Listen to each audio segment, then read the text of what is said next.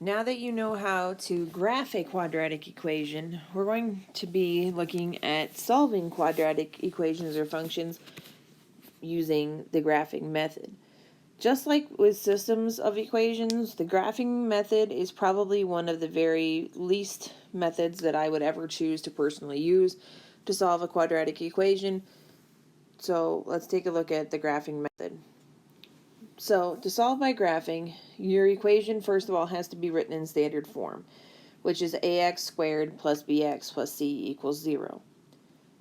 Then you have to write the related function, which really is the same thing except it replaces 0 with y. So instead of 0 equals ax squared plus bx plus c, it's y equals ax squared plus bx plus c.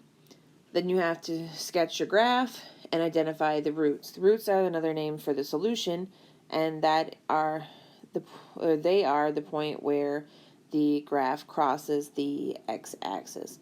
So that would be your x-intercept or seps, because there could be more than one solution.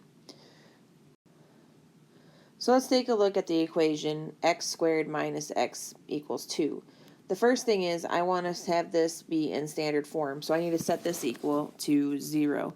So to set it equal to 0, I have to move the 2 to the other side, so I would have to subtract 2 from both sides. So I would have x squared minus x minus 2 equals 0. And then I need to write my related function, which just replaces the 0 with the y. So I would have y equals x squared minus x minus 2. The next thing I want to do now, once I have my related function, is I want to go ahead and graph this. I'm not going to go into detail right now of how to graph that particular function. You will see how it's graphed on the next page. But if you need to help with graphing quadratic equations, please see the previous video.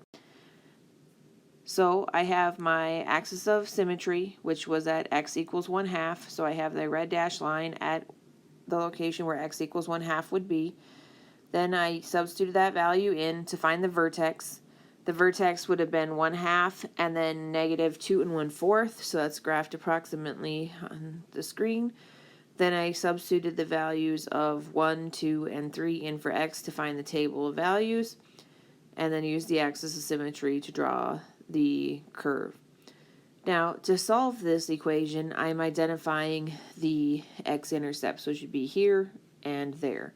So my x-intercepts are my solutions to this particular quadratic equation, which is x equals 2 and x equals -1.